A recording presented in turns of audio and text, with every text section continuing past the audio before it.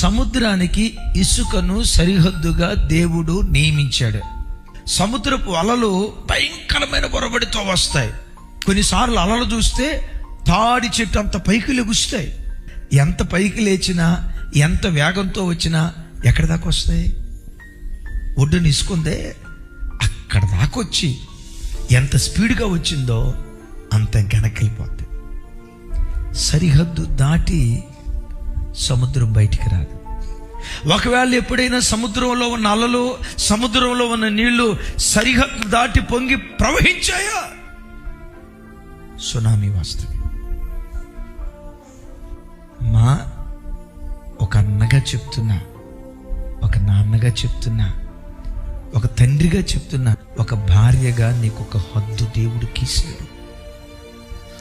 భర్తతో సంతోషంగా బ్రతుకు, తప్పులేదు. భర్తగా దేవుడు నీకు ఒక హద్దు గీశాడు. నీ భార్యతో సంతోషంగా ఉండు.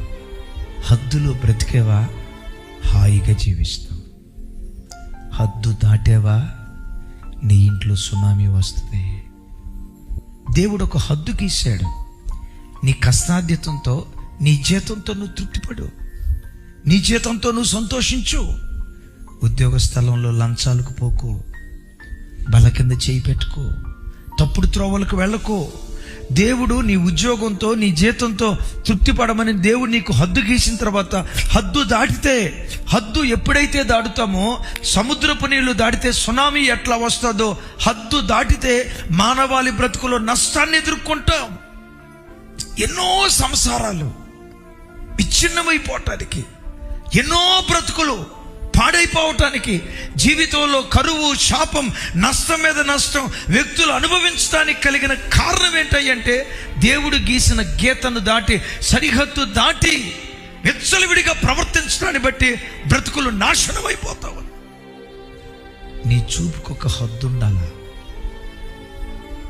నీ మాటకు ఒక హద్దు ఉండాలా, నీ ఆలోచనలకు ఒక హద్దు ఉండాలా.